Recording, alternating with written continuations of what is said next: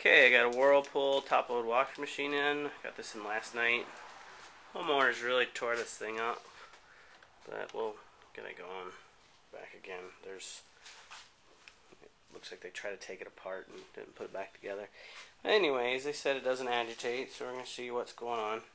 So first thing we do is stick the washer on spin cycle. It's plugged in, and you can use a screwdriver, keys, whatever you got to engage the lid switch here. And so we're going to turn it on, and then so when we engage the lid switch, the agitator basket's not spinning.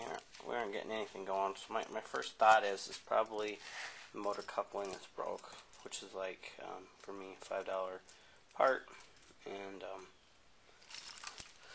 so easy quick fix. So I'm just gonna open it up, see what's going on, and it could possibly be something else, but I'm pretty sure that's what it is.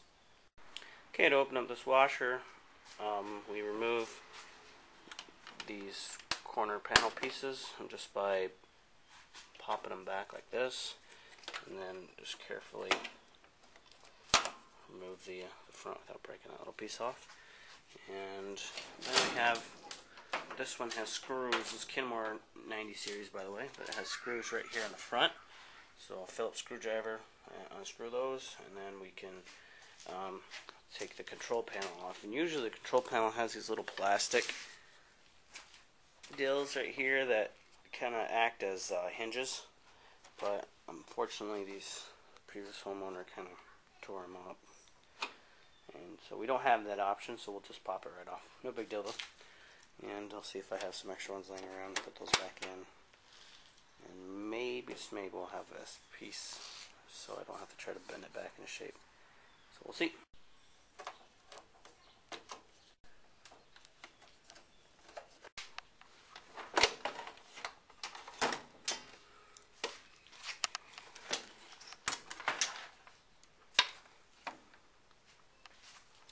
Now the part that holds this whole body together are these little gold brackets right here. And the previous owner, like I say, took this thing apart and didn't put it back. So I might get some extra ones sitting around. So we'll pop this one here, and then we'll have access inside the cabinet to see what we got going on. We've got to remove this lid switch.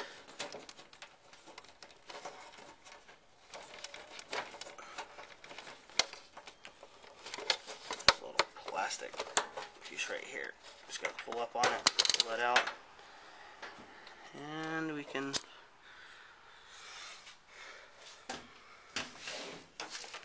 you pop these out with a regular screwdriver. So set it aside, and if your hinges, you can set your control panel on the back if you like. And then to remove your cabinet, and grab the washer from right here in the front, tilt it back. I need my other hand to remove that. Okay, now that the cabinet's taken off, we can lay the washer on its back carefully and take a look at the motor coupling and see what we got going on. I placed my bet on the motor coupling being bad though. Okay, now that we have the washer on its back, you can see where the motor coupling is. It's right here, and it's obviously broken. It's all loose and whacked out. So $5 fix, and this thing's probably back to normal, ready to go. I'm going to show you how to get to the motor coupling and how to put another one in.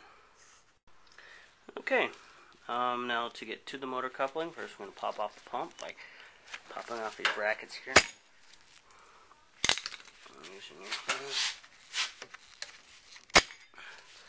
This just work it to pop it off. And then you have 2 1/4-inch screws right here.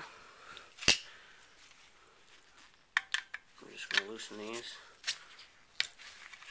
This is for the motor mounts the motor to the transmission.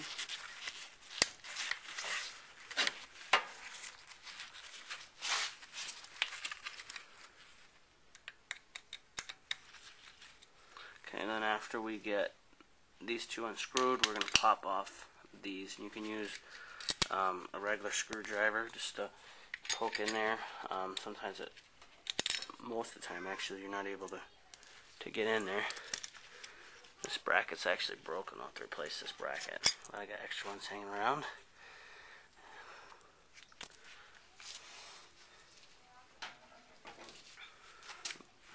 Got a regular flat screwdriver. Pop right in here. Okay, now to remove the motor, we have the unhook the plug from the motor here, and you have two wires. These wires here that you unhook. Now this motor is free. You know what you have to do is pick it up.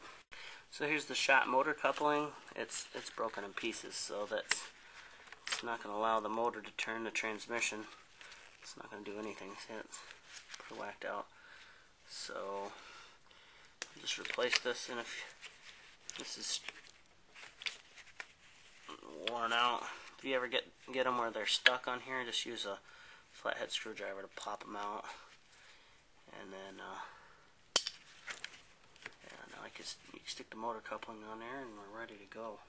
Okay, so I have the reinforced ones with the metal centers. It's part number 2855753A, and they're a little bit harder to get on, so you have to get like a socket that'll fit around here and just hammer it in a little bit, and then you put in the rubber piece that goes in between it, and then you put the other one on the motor, and then you just kind of line them up when you put them in, and you put all your stuff back together. Okay, we have the new one in, motor coupling in. So got the new motor coupling in. So what we're going to do is line it up so that we put the motor in. I got the new one on the motor, this side on the motor. So I'm going to line, so this top one will go right into this top one, and we'll just set it on here and pop the motor in, and then all we have to do is put the brackets back on, and we're set to go. Okay, got the motor back in place. We've got the clamps back on. We're screwing our 1/4 inch screws, and then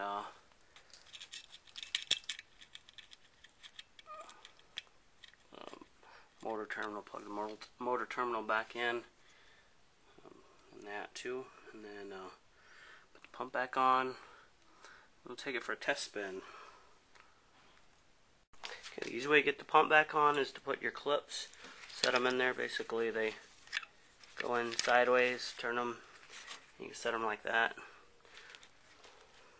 Try to line up your pump hole with the motor before you put them on. And you like that, and then we'll use our muscles, snap those back into place on both sides. Let's see what I'm doing here. There you go. Okay, I like to test my washers with the cabinet off, especially after I do something like that. That way I can, if it doesn't go right, I can get back in there, and also I need to wash this up anyways, and it's just more work to put it back together and take it back apart.